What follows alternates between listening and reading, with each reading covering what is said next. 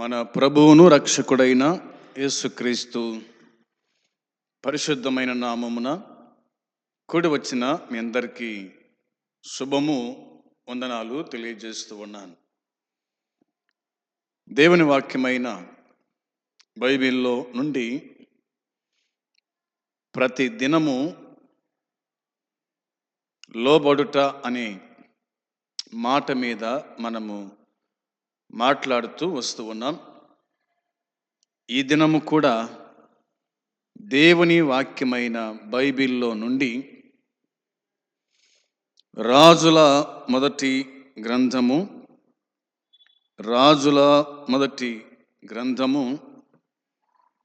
3వ అధ్యాయము 14వ వచనము చదివి ధ్యానం చేద్దాం.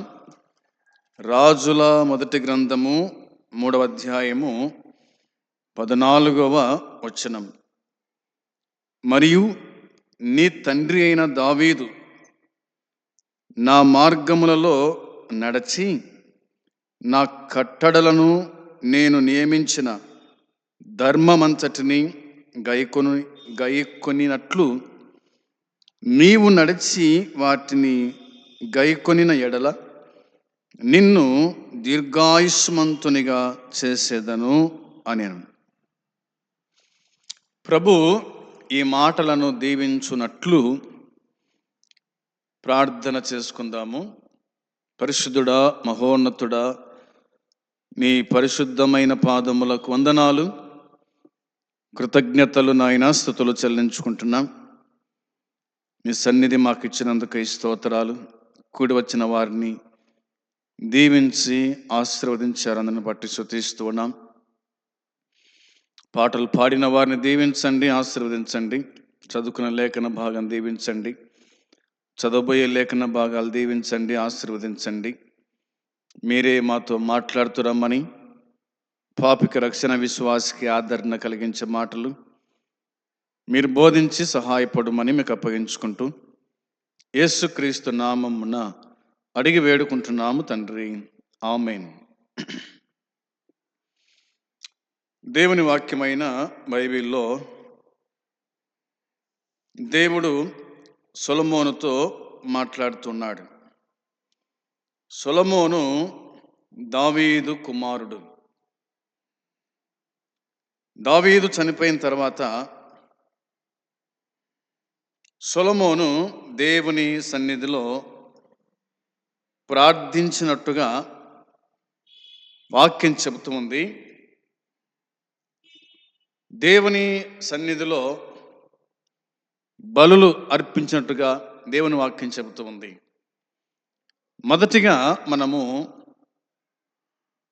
4వ వచనం నుంచి 10 వరకు ధ్యానం చేద్దాం. ఆ తర్వాత 12వ వచనం నుంచి 14వ వచనం వరకు ధ్యానము చేద్దాం. ఈ సమయమందు 4వ వచనము 5వ వచనము చదువుతున్నాను. గిబియోను ముఖ్యమైన ఉన్నత స్థలమై ఉండెను గనుక బలులనర్పించుటకై రాజు అక్కడికి పోయి ఆ బలిపీఠం మీద 1000 దహన బలులను అర్పించాను. గిబియోనులో యెహోవా రాత్రి వేళ స్వప్నమందు సొలొమోను నాకు ప్రత్యక్షమై, నేను నీకు దేనినిచ్చుట నీకు ఇష్టమో దాన్ని అడుగుమని దేవుడు అతనితో సెలవీయగా అని వాక్యము మనకు చెబుతుంది. ప్రియమైన వారలారా, ఈ 3వ అధ్యాయమునందు మరి సొలొమోను దేవునికి బలులు అర్పించినట్టుగా దేవుని వాక్యం చెబుతూ ఉంది. పాత నిబంధన కాలంలో బలులు అర్పించేటువంటి వారు సమాధాన బలులు, దహన బలులు దేవునికి అర్పించేటువంటి వారు. ఎక్కడ ఇది ప్రారంభించబడింది అంటే ఆదికాండములోనే ఈ బలి అర్పణ అనేది ప్రారంభించబడింది.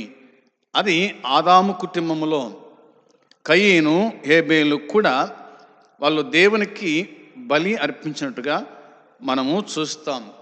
బలి ముఖ్యమైనది కాదు, కానీ బలి అర్పించేటువంటి వ్యక్తి ముఖ్యమైన వాడు అనేది మనము గుర్తుంచుకునే వారుగా ఉండాలి. బలి అర్పిస్తున్నామంటే మరి ఆ వ్యక్తి ఆ ఉన్నతుడై యథార్థవంతుడై దేవునికి దహన బలులు సమాధాన బలులు అర్పించేటువంటి వాళ్ళు. దేవుడు బలిని కోరేవాడు కాదు, అది కూడా వాక్యమే చెప్తున్నమాట. కాబట్టి ఆనాటి పాప క్షమాపణ నిమిత్తమై బలు అర్పించేవాళ్ళు. ఒక వ్యక్తి పాపం చేస్తే ఆ వ్యక్తి కోసమై నోరు ఎరగని ఒక జంతువు బలి కావటం జరిగిన సంగతి మనం ఎరుగుదము. కొత్త నిబంధన కాలంకి వచ్చే లోపల ఇక బలులు సమాప్తము. యేసుక్రీస్తే మన కోసమై ఆయన బలైనట్టుగా దేవుని వాక్యము గుర్తు చేస్తూ ఉంది. రాజు అయినటువంటి సొలొమోను దేవునికి మరి బలిపీఠం మీద 1000 దహన బలులను అర్పించినాడంట. 1000 దహన బలులను అర్పించినాడు. కాబట్టి దేవుడు రాత్రి వేళ స్వప్నమందు అతనికి కనిపించి అతనికి ప్రత్యక్షమై, నేను నీకు దేన్ని ఇచ్చుట నీకు ఇష్టమో దాన్ని అడుగుమని దేవుడు అతనితో చెప్పినాడు. సొలొమోనా, నేను నీకు దేన్ని ఇవ్వాలనుకుంటున్నావో, నా నుంచి నువ్వు దేన్ని ఆశిస్తున్నావో అది కోరుకో అని చెప్పినట్టుగా వాక్యం చెబుతుంది. కాబట్టి కొత్త నిబంధన కాలంలో మనం చూస్తాము, ప్రభు ఇలా పలికిన మాట కదా, అడుగుడి మీకు ఇయ్యబడును అనే మాట. అడుగు, నేను నీకు ఇస్తాను, నువ్వేది కోరుకుంటున్నావో దాన్ని నీకు ఇస్తాను అని దేవుడు సెలవిచ్చినట్టుగా వాక్యం చెబుతుంది.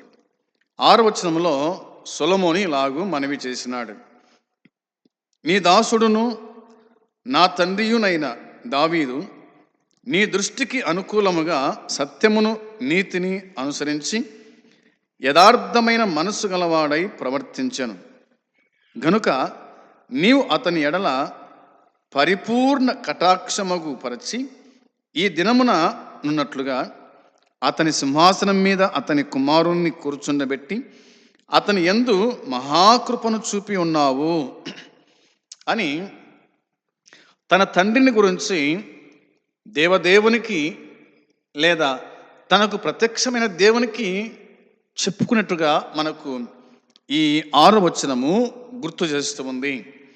నీ దాసుడు నా తండ్రి అన్నాడు. దావీదు దేవుని దాసుడు, సొలొమోనునకు తండ్రి అనేది అర్థమవుతుంది. తర్వాత అన్నాడు, దావీదు నీ దృష్టికి అనుకూలంగా సత్యమును నీతిని అనుసరించాడు, యథార్థమైన మనస్సు గలవాడై ప్రవర్తించినాడు కదా అని చెప్పాడు. నీవు అతని ఎడల పరిపూర్ణ కటాక్షమగు పరిచినావు, ఈ దినమునన్నట్లుగా అతని సింహాసనం మీద అతని కుమారుణ్ణి కూర్చుండబెట్టినావు, అతని యందు మహాకృపను చూపినావు అని జ్ఞాపకం చేస్తూ 7వ వచనములో, నా దేవా యెహోవా, నీవు నా తండ్రి అయిన దావీదునకు బదులుగా నీ దాసుడనైన నన్ను రాజుగా నియమించి ఉన్నావు. అయితే నేను బాలుడను, కార్యములు జరుపుటకు నాకు బుద్ధి చాలదు అని మనవి చేసినాడు. నా దేవా యెహోవా అనే పదం ఇందులో కనిపిస్తుంది. ఆయన దేవుడు, ఆయన ప్రభు. అవునా? ఆయన సొలొమోనుకు మాత్రమే కాదు, ఆయన మనకును దేవుడు, సర్వ ప్రపంచానికి ఆయన దేవుడు అనేది అర్థమవుతుంది కదా. యేసుక్రీస్తు అందరికీ ప్రభువు అని కొర్నేలుతో పేతురు చెప్పిన మాట. అవునా? యేసుక్రీస్తు అందరికీ ప్రభువు, కొందరికి కాదు అనేది మనకు అర్థమవుతుంది. తర్వాత అన్నాడు, నీవు నా తండ్రిన దావీదునకు బదులుగా నీ దాసుడైన నన్ను రాజుగా నియమించి ఉన్నావు, నన్ను రాజుగా నియమించి ఉన్నావు. మంచిదే. అయితే చూడండి, నేను బాలుడను అన్నాడు, నేను బాలుడను, కార్యములు జరుపుటకు నాకు బుద్ధి చాలదు. అయ్యా, నేను బాలుడను, కార్యములు జరపడానికి నాకు బుద్ధి చాలదు కదా, నాకు బుద్ధి చాలదు అని 7వ వచనం మనకు గుర్తు చేస్తూ ఉంది. 8వ వచనంలో, నీ దాసుడనైన నేను నీవు కోరుకొనిన జనుల మధ్య ఉన్నాను. నీ దాసుడనైన నేను నీవు కోరుకొనిన జనుల మధ్య ఉన్నాను.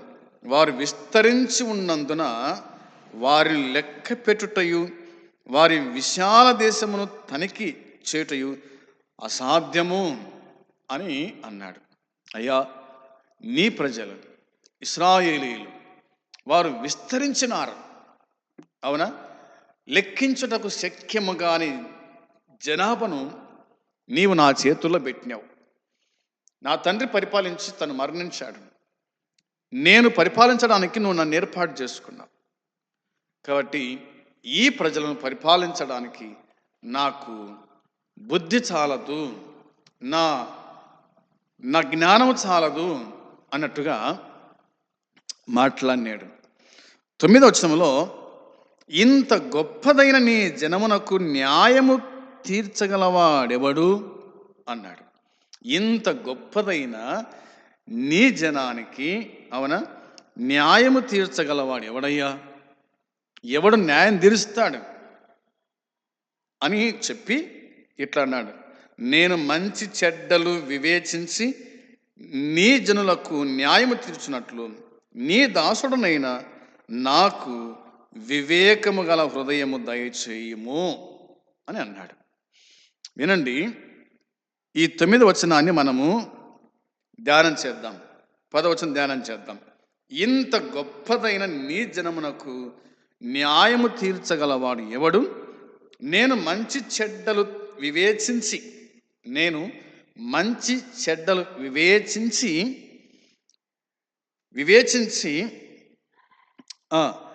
నీ ప్రజలకు న్యాయము తీర్చున్నట్లు నీ దాసుడనైన నాకు వివేకము గల హృదయము దయచేయి, వివేకము గల హృదయము దయచేయి అని అన్నాడు. సొలొమోను దేవునిలో విశ్వాసముతో, ఆయన ఎడల ప్రేమతోనూ తన పరిపాలన ప్రారంభించినట్టుగా 3వ వచనము మనకు గుర్తు చేస్తూ ఉంది. తర్వాత జ్ఞానము వివేకము గల హృదయము దయచేయమని అతడు ప్రార్థన చేసినాడు అనేది 5 నుంచి 9 వచనాల వరకు మనకు జ్ఞాపకం చేస్తూ ఉంది.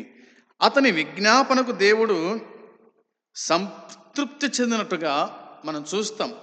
అతడు విజ్ఞాపన చేసినట్టుగా, అతడు ప్రార్థన చేసినట్టుగా దేవుడు కూడా సంతృప్తి పొందినట్టుగా 10వ వచనము చెప్తుంది. అతడు ప్రార్థించిన దానిని అనుగ్రహించినాడు దేవుడు, అవునా? అతడు ప్రార్థించిన దాన్ని దేవుడు అనుగ్రహించినాడు. 11 నుంచి 14 వరకు మనము చూడగలుగుతాం. దేవుడిచ్చిన జ్ఞానమనే వరం సొలొమోను ఎల్లప్పుడూ దైవభక్తిలోనే పట్టుదల కలిగి ఉంటాడన్న అభయాన్ని ఇవ్వదు. ఎందుకని? నా మార్గములలో నీవు నడిచి వాటిని గైకొనిన ఎడల నిన్ను దీర్ఘాయుష్మంతునిగా చేస్తాను అని దేవుడు నొక్కి చెప్పినట్టుగా మనం చూస్తాం. అంటే జ్ఞానము తన సొత్తు కాదు, ఎల్లకాలము దేవుడిచ్చిన జ్ఞానంతో ఉంటాడని కాదు, కానీ దేవుని మార్గములో చక్కగా ప్రవర్తించినప్పుడల్లా కూడా దేవుడు తనకు జ్ఞానము వివేకం గల మనసును ఇస్తాను అని ఆయన వాగ్దానం చేసిన 14వ వచనంలో ఆ మాట మనకు కనిపిస్తుంది. కాబట్టి సొలొమోను తర్వాత జీవితంలో అతడు చూపిన అపనమ్మకం వలన తన జీవితంలో దేవుని ఉద్దేశం ఏమిటో పూర్తిగా అర్థము చేసుకోలేకపోయినాడు అనేది 11వ అధ్యాయము 1-8 వచనాల్లో మనము చూడగలుగుతూ ఉన్నాం. సోదరులారా, విశేషము ఏమిటంటే దేవుణ్ణి తాను అడిగాడు అనేది మనకు వాక్యం చెబుతుంది. ఇప్పుడు 10వ వచనాన్ని మనం చదువుకుందాం. సొలొమోను చేసిన ఈ మనవి ప్రభువునకు అనుకూలమాయను గనుక దేవుడు అతనికి ఇలాగు సెలవిచ్చెను అని వ్రాయబడింది. వినండి. ప్రభువునకు అనుకూలమాయను. ఏదనుకూలమైంది? సొలొమోను చేసిన ప్రార్థన కదా. సొలొమోను చేసిన ఈ మనవి ప్రభువునకు అనుకూలమైంది. ప్రభు ఇష్టపడినాడు. ప్రభు మరి సంతృప్తి చెందినట్టుగా వాక్యము చెబుతుంది. ఇలా చెప్పుకుందాం. విశ్వాసులు నిజంగా దైవికమైన జ్ఞానము, వివేచన హృదయం కొరకు వెదకి ప్రార్థించినప్పుడు దేవుడు సంతృప్తి చెందుతాడు అనేది మనము గ్రహించు వారమై ఉండాలి. తర్వాత, మీలో ఎవనికైనను జ్ఞానము కొదగా ఉండడలా వాడు దేవుణ్ణి అడగాలి అని యాకోబు రాసిన పత్రిక 1వ అధ్యాయము 5వ వచనం మనకు గుర్తు చేస్తుంది. అవునా? మీలో ఎవరికైనా జ్ఞానము కొదవగా ఉండేలా అతడు దేవుణ్ణి అడగవలెను, అప్పుడు అది అతనికి అనుగ్రహింపబడును. ఆయన ఎవరిని గద్దింపక అందరికి ధారాళముగా దయచేవాడు. అడిగితే ఆయన ధారాళముగా అనుగ్రహించేటువంటి వాడు. జ్ఞానము కొరకు అడిగితే, బుద్ధి కోసం అడిగితే, వివేకం కోసం అడిగితే ఆయన ధారాళంగా ఇస్తాడు. ఎవరిని ఆయన గద్దింపడు అనే మాటలు ఇందులో మనము చూడగలుగుతూ ఉన్నాం. ఇంకా సామెతల గ్రంథము 2వ అధ్యాయంలో ఇలాగుంది. సామెతల గ్రంథం 2వ అధ్యాయము 2వ వచనము నుండి 6 వరకు మనం చూడగా, జ్ఞానమునకు నీ చెవియొగ్గి హృదయపూర్వకముగా వివేచన నభ్యాసించిన ఎడల, తెలివికై మొరపెట్టిన ఎడల, వివేచనకై మనవి చేసిన ఎడల, వెండిని వెతికినట్లు దాన్ని వెతికిన ఎడల, దాచబడిన ధనమును వెతికినట్లు దాన్ని వెతికిన ఎడల, యెహోవా యందు భయభక్తులు కలిగి ఉండుట ఎట్టిదో నీవు గ్రహించెదవు. దేవుని గూర్చిన విజ్ఞానము నీకు లభించును. యెహోవాయే జ్ఞానమిచ్చువాడు, తెలివియు వివేచనయు ఆయన నోట నుండి వచ్చును అని ఈ 4 వచనాల్లో మనము చూడగలుగుతూ ఉన్నాం. సోదరులారా, జ్ఞానమునకు నీవు చెవియగ్గి హృదయపూర్వకముగా వివేచన నభ్యాసించిన ఎడల అనే మాటలు ఇవన్నీ కూడా మనకు కనిపిస్తాయి. 3వ వచనం చెప్తున్న మాట ఏమిటంటే, తెలివికై మొరపెట్టిన ఎడల అనే మాట ఉంది. తెలివికై మొరపెట్టిన ఎడల. దేవుణ్ణి ధ్యానించడం ఇంతకు ముందు మనం చూస్తాం. వివేచన జ్ఞానము కొరకు మొరపెడితే మరి ప్రార్థనాత్మతో కలిసి జరగాలని బైబిల్ కేవలం ధ్యానించి బైబిల్ పండితుల కాలంలో మరి వారు పాటించినట్టుగా మనం చూస్తాము. ఏదేమైనా మనము జ్ఞానం నిమిత్తమై ప్రార్థించినప్పుడు మనకి ఏముండాలంటే, యెహోవా యందు భయభక్తులు కలిగి ఉండుట ఎట్టిదో నీవు గ్రహించెదవు. దేవుని గురించిన విజ్ఞానము నీకు లభించును అనే మాట ఉంది. మనం ప్రార్థించేటప్పుడు ముఖ్యంగా మనము దేవుని యందు భయభక్తులు కలిగి ప్రార్థిస్తే దేవుడు మన మనవిని ఆలకిస్తాడు. కాబట్టి యెహోవాయే జ్ఞానమిచ్చువాడు, తెలివియు వివేచనయు ఆయన నోట నుండి వచ్చును. తెలివియు వివేచనయు ఆయన నోట నుండి వస్తాయి అనేది వాక్యము చెబుతుంది. దీన్ని మనము గ్రహించేవారుగా ఉండాలి. తర్వాత 3:15లో, సామెతల గ్రంథం 3:15లో, పగడముల కంటే అది ప్రియమైనది, నీ ఇంట వస్తువులన్నీ దానితో సమానము కావు అన్నాడు. దేంతో సమానం కావు అంటే జ్ఞానముతో సమానము కావు అనే మాట ఉంది. మనకు అర్థం కావడానికి మరి 13వ వచనంలో జ్ఞానము సంపాదించువాడు ధన్యుడు,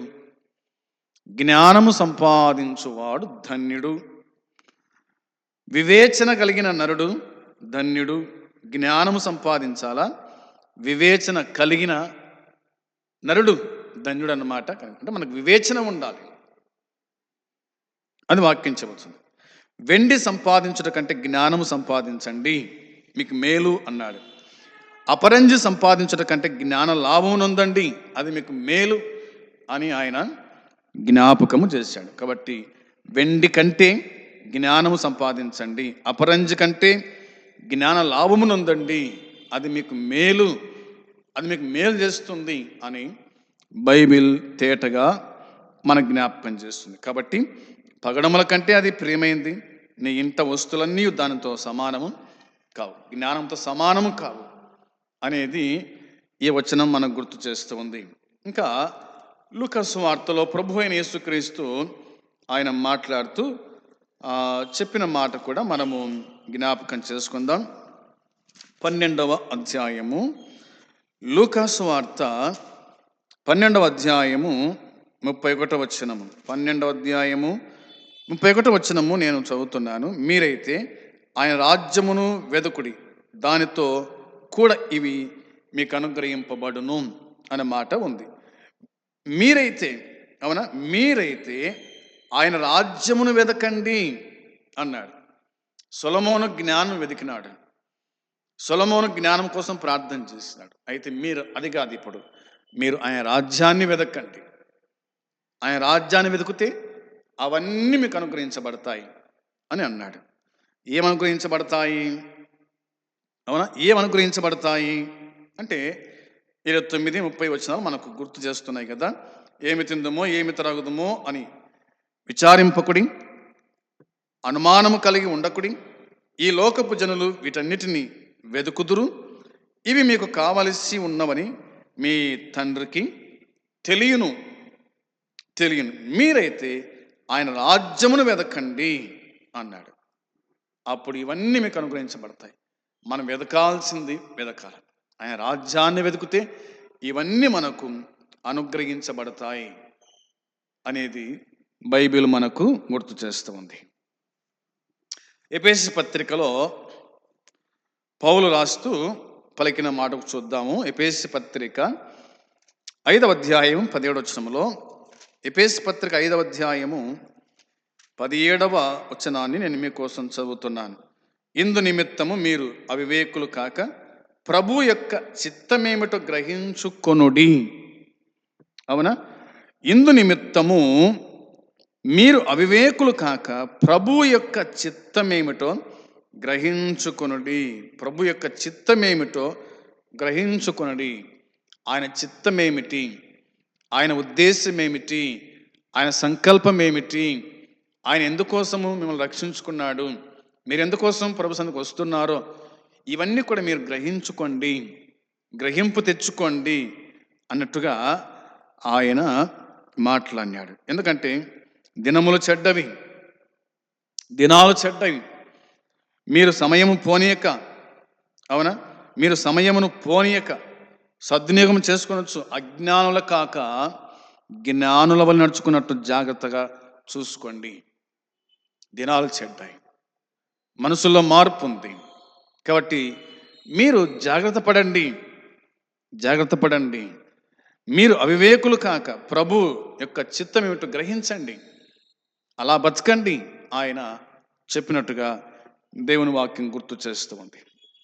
ఇక చివరిగా యాకోబు పత్రిక 3:17లో, యాకోబు పత్రిక 3వ అధ్యాయము 17వ వచనాన్ని నేను చదువుతున్నాను. అయితే పైనుండి వచ్చు జ్ఞానము మొట్టమొదట పవిత్రమైనది, తర్వాత సమాధానకరమైనది, మృదువైనది, సులభంగా లోబడునది, కనికరముతోనూ మంచి ఫలముతోనూ నిండుకొనినది, పక్షపాతమైనను వేషధారణైనను లేనిదినై ఉంది అని యాకోబు చెప్పినట్టుగా మన జ్ఞాపకం చేస్తుంది. కాబట్టి పైనుండి వచ్చు జ్ఞానము మొట్టమొదట పవిత్రమైంది. మనకు భూలోక సంబంధమైన జ్ఞానం అవసరం లేదు. ఒకవేళ ఉన్నప్పటికీ మనకు పైనుండి వచ్చే జ్ఞానము అది పరిశుద్ధమైంది, అది పవిత్రమైంది అని దేవుని వాక్యం మనకు గుర్తు చేస్తుంది. కాబట్టి పవిత్రమైన మరి జ్ఞానం మనం పొందుకునేవారుగా ఉండాలి. నువ్వు చేసిన మనవి నాకు ఇష్టమే, నేను నీకు దయచేస్తూ ఉన్నాను అని దేవుడు సొలొమోనుకు చెప్పినట్టుగా మనము కూడా జ్ఞానము కలిగి, జ్ఞానము నిమిత్తము, మరి వివేచన నిమిత్తము, మంచి చెడ్డలను వివేచించినట్లుగా దేవుని సన్నిధిలో ప్రార్థన చేద్దాం. దేవుడు మనకు సహాయము చేస్తాడు. అట్టి కృప ప్రభు మనకు అనుగ్రహించునుగాక. ఆమేన్. తండ్రి, మీకు స్తోత్రం, స్తుతులు చెల్లించుకుంటున్నాం. మీరు అందించిన ఈ శ్రేష్టమైన మాటలు దీవించండి, ఆశీర్వదించి కాపాడి జ్ఞాపకం చేసుకోమని, విన్నవారి హృదయాల కార్యం జరిగించి ప్రతిఫలం దయచేయమని యేసయ్య నామంలో అడిగి వేడుకుంటున్నాము తండ్రి. ఆమేన్. అందరికీ వందనాలు.